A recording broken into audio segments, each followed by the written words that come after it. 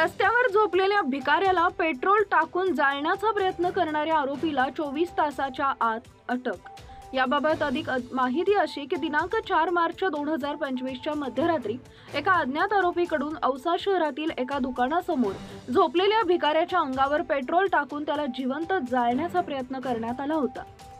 सदर घटनेमध्ये सदरचा भिकारी जळून गंभीर जखमी झाला होता। त्याच्यावर औसा व त्यानंतर लातूर येथील रुग्णालयात उपचार चालू असताना त्यानं दिलेल्या फिर्यादीवरून 4 मार्च रोजी पोलीस ठाणे औसा इथं दिनांक 5 रोजी गुन्हा दाखल करण्यात आला होता।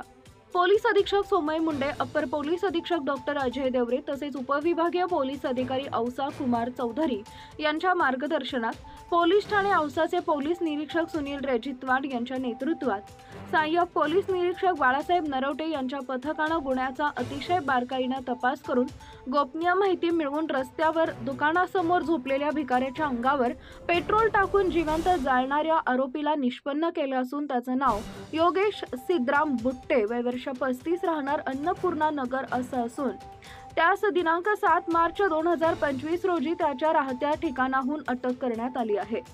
भिकाऱ्यानं आरोपीला शिवी दिल्याचा राग मनामध्ये धरून रात्री रोडवर झोपलेल्या भिकाऱ्याला पेट्रोल टाकून जिवंत जाळण्याचा प्रयत्न केला असल्याचं कबूल केलंय।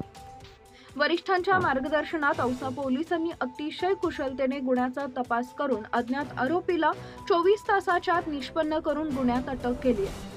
सदरची कामगिरी वरिष्ठांच्या व पोलीस निरीक्षक सुनील रेजितवाड यांच्या मार्गदर्शनात पोलीस ठाणे औसाचे सहाय्यक पोलीस निरीक्षक बाळासाहेब नरवटे, सहाय्यक पोलीस निरीक्षक महावीर जाधव, सहाय्यक फौजदार कांबळे, पोलीस अंमलदार गुट्टे, रतन शेख, समीर शेख, मुबाद सय्यद, बालाजी चव्हाण, पडिले गोमारे यांनी केली आहे।